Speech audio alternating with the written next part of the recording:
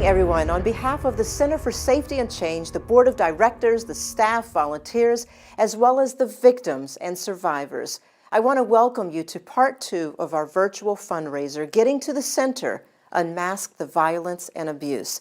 My name is Kathleen Trigg-Jones, and it is my honor to serve as your host again. Our first virtual event was a resounding success, and therefore our encore presentation is a special tribute to a very special woman who helped start our organization, Miss Carolyn Fish. A feminist activist since the early 1970s, Carolyn Fish was a founding member of the Rockland Family Shelter, now known as the Center for Safety and Change as of 2012. Carolyn was the shelter's executive director for 35 years from the time that the Rockland Family Shelter opened its doors in a donated house on October 5, 1979 through 2012. She helped the center grow from a 15-bed shelter to a model for serving victims and survivors of intimate partner violence, sexual assault, human trafficking, and other crimes in Rockland County and beyond. With Carolyn as its executive director, her leadership helped create an agency that focused on a broad spectrum of survivor services.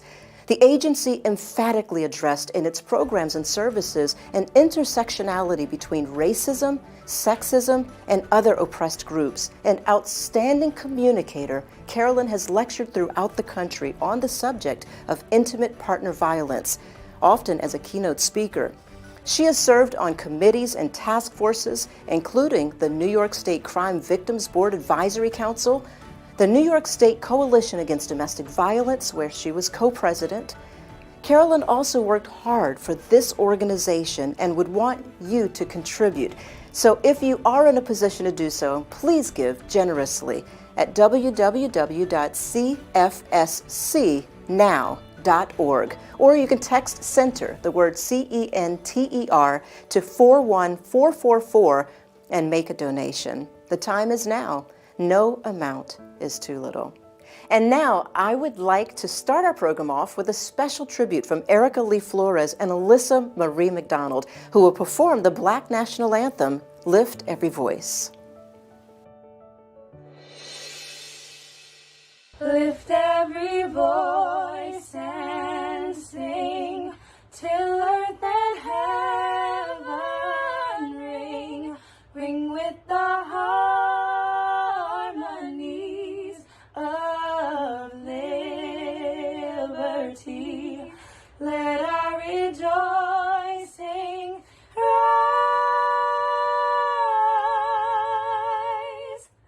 high as the skies, let it resound loud as the rolling sea. Sing a song full of the faith that the dark past has taught us. Sing a song full of the hope that the present has brought us. Facing the rising sun of our new day begun, let us march on till victory is won.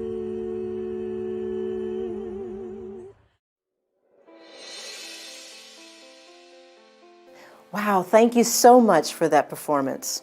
Carolyn Fish was a social justice powerhouse in her own right. She handled programming for the Rockland County National Organization for Women, co-coordinated conferences, and hosted educational programs.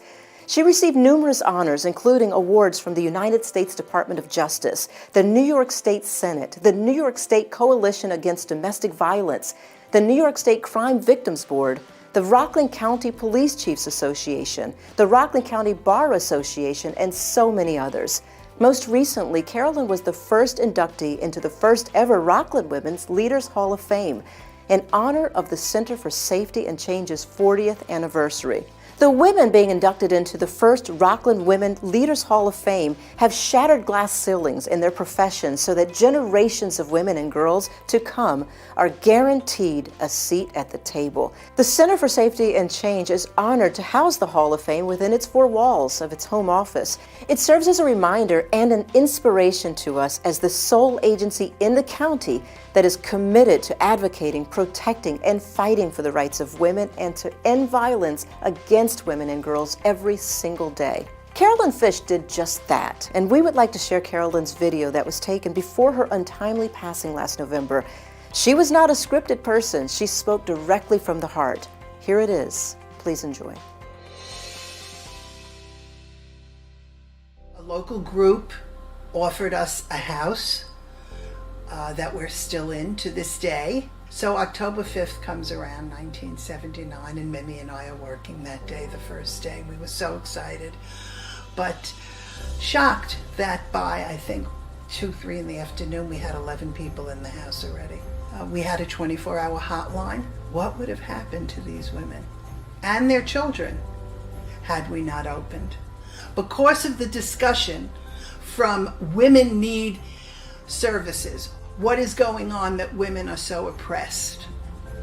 Because of that discussion, it finally went up to the federal government, was now giving out funds to help groups provide non-residential services, because there were no services. And that was the beginning. Often, women's accomplishments are ignored and devalued and not appreciated. So to have a Women's Hall of Fame in the county of Rockland, and particularly housed here, is extraordinary. To be the first honoree is so special. It was an extraordinary board and extraordinary staff who worked so hard in often dangerous situations with little pay to not only provide services, but to change the world. In this day and age, particularly when government funds are becoming extremely restrictive, it is essential for our community to stand up and say, this is important. The safety of those whom we serve comes first. And we must make sure that this agency survives and thrives. And the only way to do it is to financially support the agency. It's obvious that Carolyn was passionate about women's rights and the domestic violence movement, but what if you had a best friend in social justice? Well, that's exactly what Carolyn and Phyllis B. Frank were, best friends in social justice, but more like sisters. I got a chance to sit down with Phyllis over Zoom to share more about their friendship and how fighting for women's rights in Rockland was not easy. And I'm joined now by Phyllis Frank, who is one of Carolyn's closest confidants and friends and co-workers. I want to start off by just talking about Carolyn and the beautiful work that she did for the center, and not just for center, but just for women on behalf of gender-based violence and domestic violence. How did you first get to know Carolyn?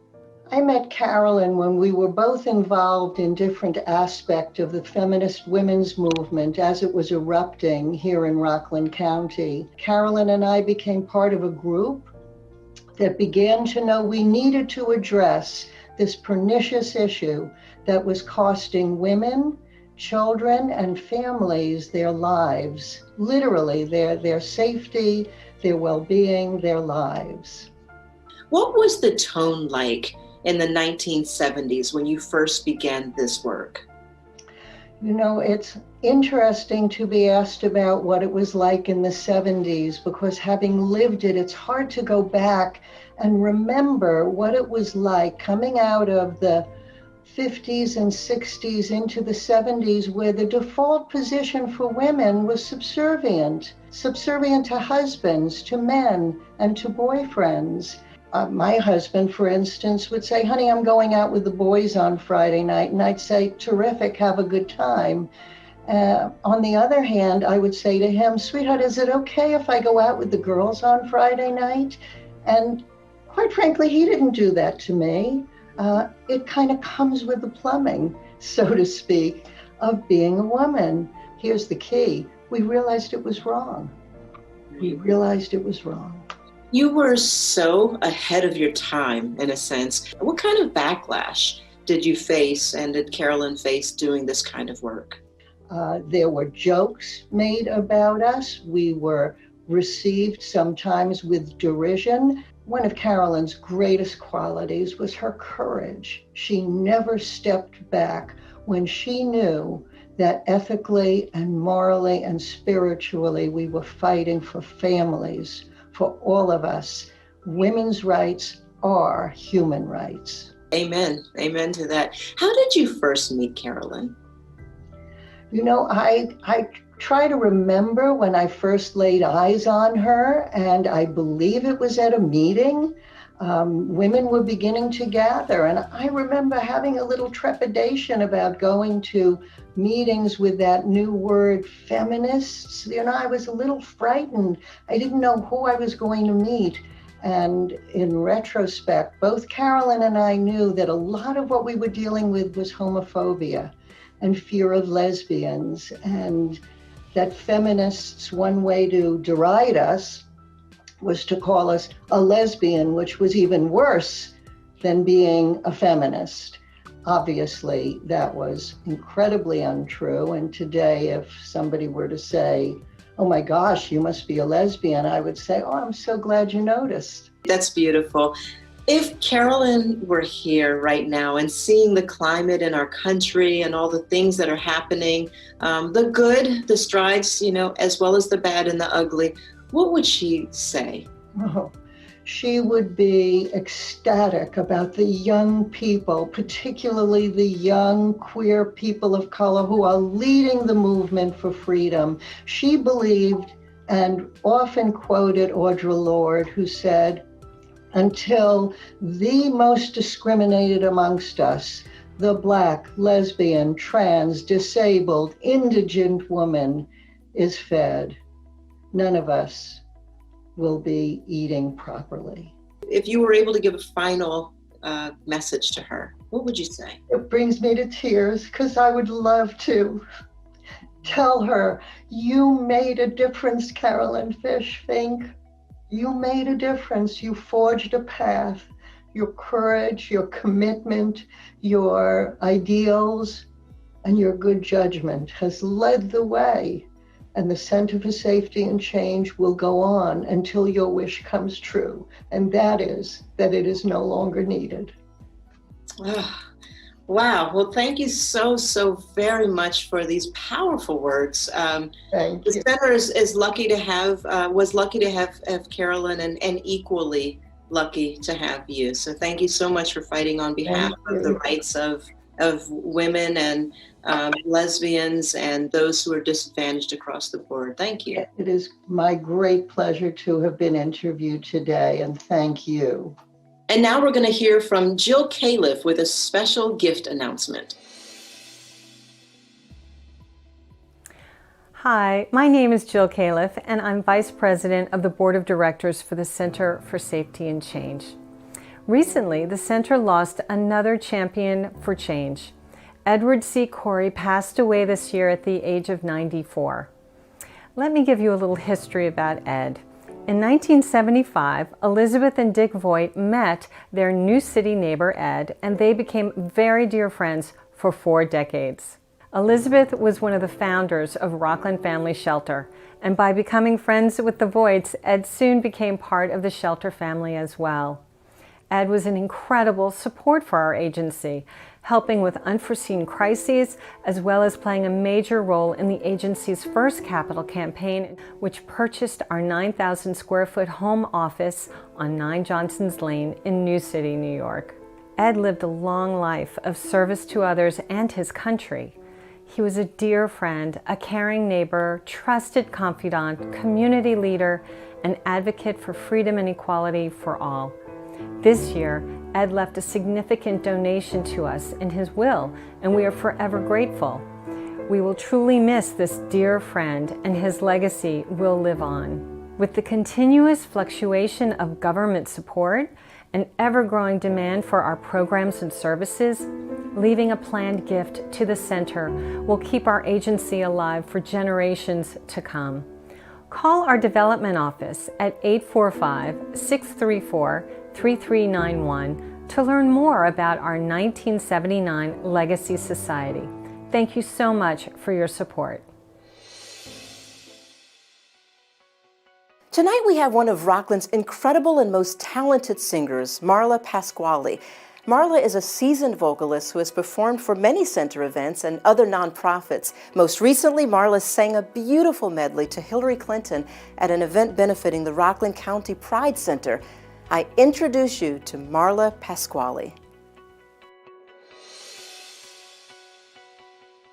Hello, my name is Marla Pasquale.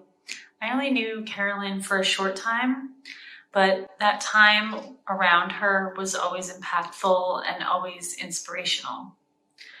Her fight for social justice and equality for all was her mission, her passion, and her work at the Center for Safety and Change was truly unparalleled. I dedicate this song to her and all who knew her and loved her.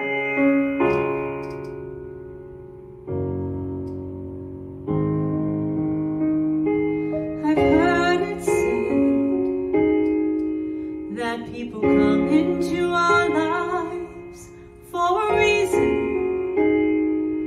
bringing something we must learn, and we are there to those who help us most to grow if we let them, and we help them in return.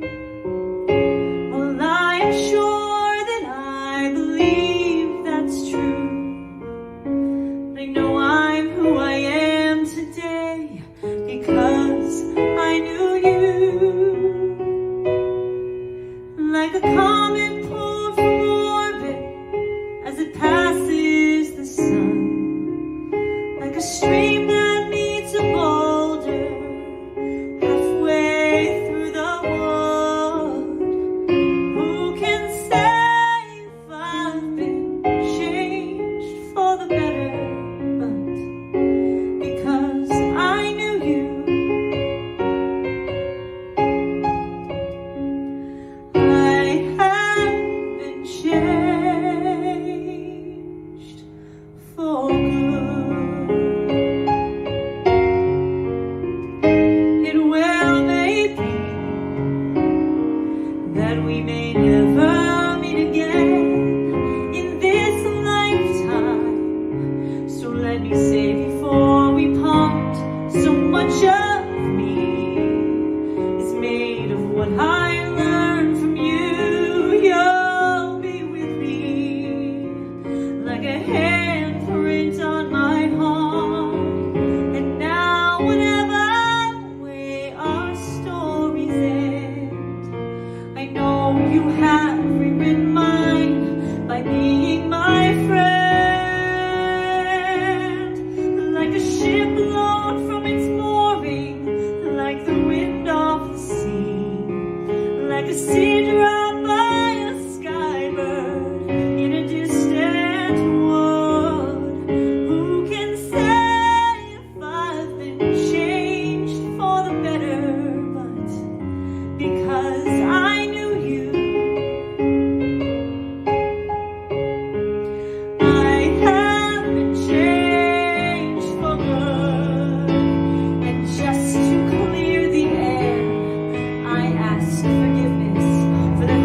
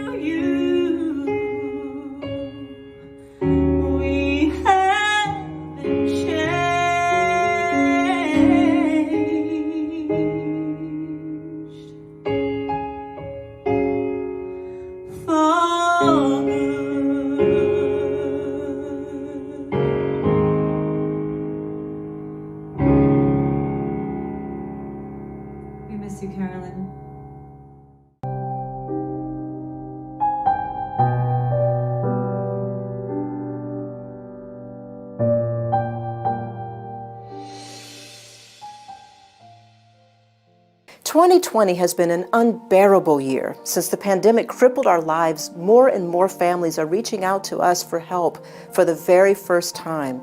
Since March, the demand for our programs and services has increased by nearly 70%. When we think about victims and survivors, we should never forget about our children and our youth. Last year, Center for Safety and Change supported close to 600 children and teens affected by violence and abuse. Today, there is a wait list. Our fourth floor expansion project will now be a full-service safe haven for our children and youth to heal and play. At the Center for Safety and Change located at Johnson's Lane in New City, the newly designed suite will include 6 private therapy offices, an ADA-compliant bathroom, common area, and a multi-purpose conference room for children's activities like therapeutic yoga, sand play therapies, and creative arts. Complementing this floor is a beautifully designed outdoor space to include a basketball court and playground and a commemorative rock garden. These indoor and outdoor spaces will be a therapeutic oasis for our children and our families. But we cannot finish this space without your support. So please, if you haven't already, consider donating to help expand our fourth floor to help our littlest victims of abuse and trauma. When we think of Carolyn, oftentimes we remember her brilliant way of speaking, her keen attention to detail, or her perfect way of giving a voice to the voiceless. But now we want you to know about Carolyn, the mom, the wife, the sister and aunt and friend. Carolyn was married to the late Irvin Fink for 47 years. They have 2 daughters, Amy and Lori, and 3 grandchildren, Brianna, Benjamin, and Mariah. And here tonight to pay honor to their mom and grandma is Lori and Brianna Fink. Please continue to keep Carolyn's family and friends in your thoughts. So my mother was truly a resilient woman. I think that is a big piece that I think is actually also related to the times right now, which I would love to share, that she just had so much strength and positivity, and I think that was just a huge, tremendous quality of hers that I really look up to. You know, she had hard times in her life. You know, she didn't have it easy, and she was really able to just push through and be strong. And I learned so much from her from that. You know, it started out as a Rockland Family Shelter, and that she took it to what it became, the Center for Safety and Change, and all the amazing stuff that they do. I mean, I think is so phenomenal. You know, that really was her life's work, and she cared so much about those issues, and she really wanted to make a difference and help, and I feel like she really did, and she changed a lot of people's lives. I mean, so many people that I met, you know, her funeral and other times, just telling me what an impact she had. Yeah, I mean, I was just floored by how many people's lives that she impacted. I mean, it was so beautiful to hear those stories. I think that women's rights were very important for her. You know, that was something that really she started noticing, I believe it was like in her 30s, and she started realizing that was really important to her and those issues, and it got her to want to do more and get involved. She was involved in the National Organization for Women in Rockland County. I think she was even the president at one time, I'm not sure. But that sort of drove her, and I think that's sort of maybe how she fell into this work. And it was really just very important for her. My mother she was an incredible mother. I think maybe a lot of people say that about their mothers, but my mother really was an incredible mother. She was so unconditionally loving, and so supportive of me, always. She was just always so supportive, and you know, that was such a blessing for me to have. My mother's life's work was the Center for Safety and Change, and their services are more important than ever right now. Domestic violence calls are way up right now during COVID. It's some really hard times, and I know financially it's really hard times for a lot of people right now. But I hope people can continue to support my mother's work and the work of so many others in this incredible organization, because it's really needed right now. So I want to share a little story about something that happened right after my mother passed. At the time, I was living in San Francisco, and I had to fly back to New York to empty out my mother's apartment. And we had she used a car service, she and I, of a small operation of these two lovely men who would drive us to the airport, whenever we needed it. And they got to know her pretty well over the years.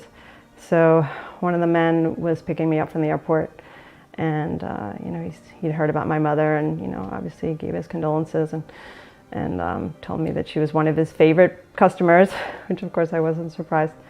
And then he told me a sweet little story about her.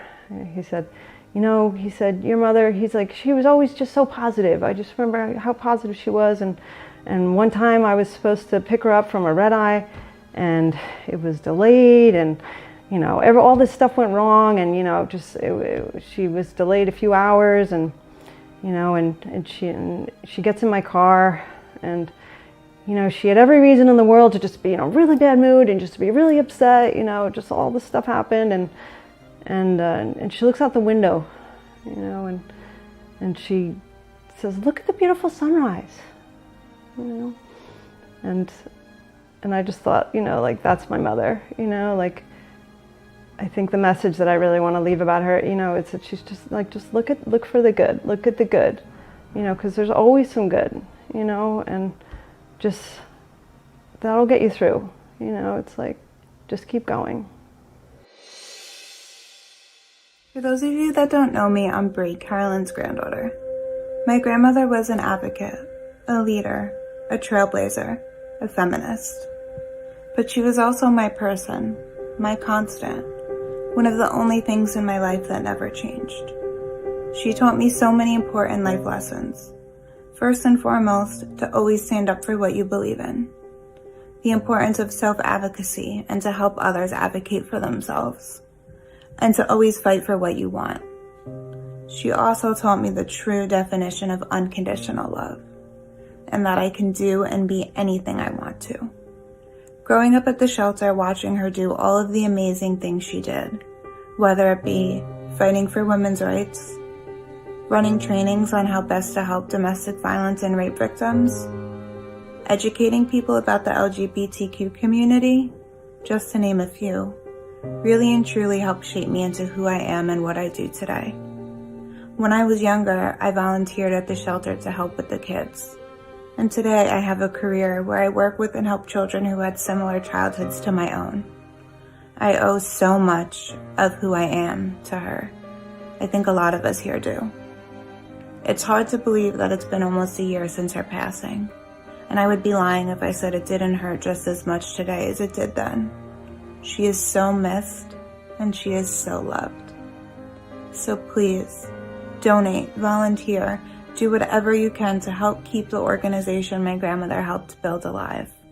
Help them be able to continue to help the women, men, and children affected by rape, domestic violence, and inequality.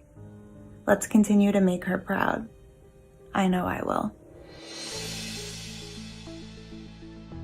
What an incredible tribute from the family. Thank you so much, Lori and Brianna, and the rest of your family. One thing for sure is that Carolyn was passionate about helping and supporting victims and survivors in any way possible. Lillian was one of the victims Carolyn knew personally. They held a special bond. We want to share Lillian's story right now. Please don't forget to donate and share the donation link for others to contribute if they are unable to join us tonight. Victims' names have been changed to protect their identity. La falta de respeto hacia mi persona, de no valorarme como un ser humano, el maltrato físico, psicológico, y llegar a una circunstancia donde en 5 segundos pude haber perdido la vida. Mis hijos traían un trauma psicológico muy grande. En este centro me han ayudado a estabilizarlos a ellos, física y emocionalmente. Pasé situaciones muy difíciles, pero mi gran familia me extendió una mano, la cual es este centro. He recibido información de superación. He recibido la ayuda necesaria y la considero mi gran familia. Sí me lo he creído, sí puedo y sí podré. Soy muy fuerte y venceré este proceso. Thank you so much, Lillian, for having the courage to share your story with us. Finally, I have the pleasure of introducing you to Elizabeth Santiago, the proud Chief Executive Officer at Center for Safety and Change. It is truly fitting that tonight we honor Carolyn Fish with this special virtual event. Carolyn hired me 20 years ago. She became then my mentor, my friend, and my confidant. I learned many lessons from Carolyn, and one of the most important lessons I learned was what it meant to be a true advocate. A true advocate is one who listens to what a victim tells you. We listen to their stories, and we take that and figure out how do we utilize that to affect change on a local, state, and national level. Carolyn continuously reminded me that to talk about domestic violence and sexual violence was not enough. She reminded me that domestic violence and sexual violence were part of a larger societal problem, one that involved oppressions. To talk about them without talking about sexism, racism, anti-Semitism, homophobia, and transphobia was not doing justice to the work. The focus has to be about how do we create change. The focus had to be about how do we change societal norms. In order to create change, in order to end gender-based violence, that we could not do that alone, that we needed the entire community. She taught me that in order to create change, in order to end gender-based violence, we needed the entire community, which tonight includes you. Each one of you watching tonight can contribute towards changing attitudes and behaviors while recognizing and teaching that violence and abuse is unacceptable.